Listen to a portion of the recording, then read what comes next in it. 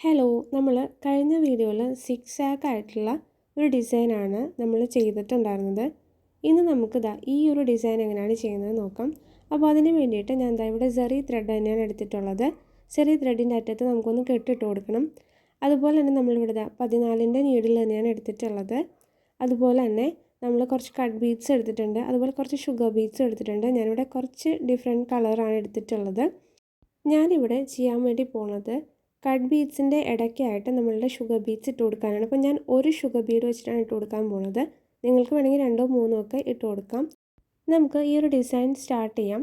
അപ്പോൾ ഈ ഒരു ഭാഗത്തായിട്ട് നമുക്ക് ആദ്യം തന്നെ ഒന്ന് എൻഡ് നോട്ട് ഇട്ട് കൊടുക്കാം. അപ്പോൾ എൻഡ് നോട്ട് അറിയാൻ പാടില്ലാത്തവർക്ക് നമ്മളുടെ ഡിസ്ക്രിപ്ഷൻ ബോക്സ് ചെക്ക് ചെയ്തിട്ടുണ്ടെങ്കിൽ അതിൻ്റെ വീഡിയോസ് കിട്ടുന്നതാണ്.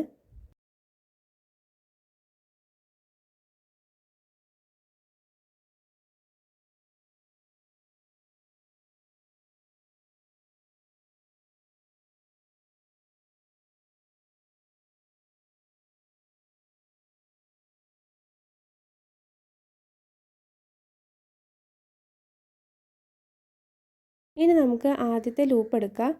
ഞാനിത് 14ൻ്റെ സൂചിയിൽ ഇതേപോലെയാണ് കോർത്ത് കൊടുത്തിരിക്കുന്നത്. ഇടയിൽ നമ്മൾ കുറച്ച് ഷുഗർ ബീഡ്സ് ഇട്ട് കൊടുത്തിട്ടുണ്ട്. ഇനി നമുക്കിത് വർക്ക് ചെയ്ത് തുടങ്ങാം. ഇതുപോലെ നമ്മളൊന്ന് കുത്തിയെടുക്കുക. അതിനുശേഷം നമ്മുടെ ആദ്യത്തെ കട്ട് ബീഡ് ഇട്ട് കൊടുക്കുക. വീണ്ടും നമ്മൾ അതിൻ്റെ ഇടയിലൂടെ നമുക്ക് അടുത്ത ലൂപ്പ് എടുക്കാം. ഇനി നമുക്കതിനകത്തേക്ക് ഒരു ഷുഗർ ബീഡ് ഇട്ട് കൊടുക്കാം. വീണ്ടും നമുക്ക് അടുത്ത ലൂപ്പ് അതിൻ്റെ ഉള്ളിലൂടെ എടുക്കണം. ആ ലൂപ്പിനകത്തേക്ക് വീണ്ടും കട്ട് ബീഡ് ഇട്ട് കൊടുക്കുക.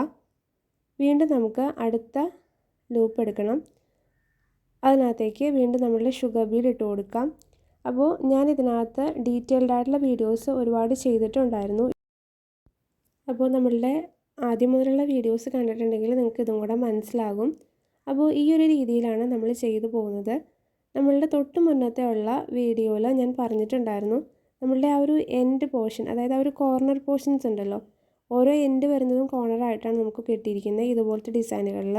അപ്പോൾ നമ്മൾ ആ ഒരു കോർണർ ഭാഗങ്ങളെല്ലാം നല്ല പെർഫെക്റ്റ് ആയിട്ട് ചെയ്യാനായിട്ട് നോക്കുക. ഓരോ എന്താ പറയുക, എൻഡിലെത്തുമ്പോഴും നമ്മൾ ഒന്നും കൂടെ, അതായത് ആ ഒരു കോർണേഴ്സൊക്കെ ഉണ്ടല്ലോ, അവിടെ നമ്മൾ ഒരു എൻഡ് നോട്ട് ഇട്ട് നിർത്തിയതിന് ശേഷം വീണ്ടും നമ്മൾ ബീഡ്സ് വെച്ചിട്ട് നമ്മളുടെ വർക്ക് ചെയ്ത് തുടങ്ങുക. ഇല്ലാന്നുണ്ടെങ്കിൽ ഭയങ്കര പെർഫെക്ഷൻ കുറവായിരിക്കും. നമ്മളുടെ 8ാമത്തെ ഒരു വീഡിയോ ആണ് ആരി വർക്കിനെ കുറിച്ചിട്ടുള്ളത്. അപ്പോൾ ഇത് കറക്റ്റായിട്ട് കണ്ടുവരുന്നവർക്ക് ഇത് കൃത്യമായിട്ട് മനസ്സിലാവും. അപ്പോൾ ഇന്നത്തെ വീഡിയോ എല്ലാവർക്കും ഉപകാരപ്പെട്ടു എന്ന് വിചാരിക്കുന്നു. പുതിയ വീഡിയോ ആയിട്ട് വീണ്ടും കാണാം. പുതിയ അപ്ഡേറ്റ്സുകൾക്കായിട്ട് നമ്മുടെ ചാനലൊന്ന് സബ്സ്ക്രൈബ് ചെയ്യുക. തൊട്ടടുത്ത് കാണുന്ന ബെല്ലൈക്കൺ കൂടെ അമർത്തി എല്ലാ നോട്ടിഫിക്കേഷൻസും ഇനേബിൾ ആക്കാനും ലൈക്ക് ചെയ്യാനും കമൻറ്റ് ചെയ്യാനും ഷെയർ ചെയ്യാനും പിന്നെ നമ്മുടെ ഇൻസ്റ്റാഗ്രാം പേജ് ഫോളോ ചെയ്യാനും ആരും മറക്കല്ലേ.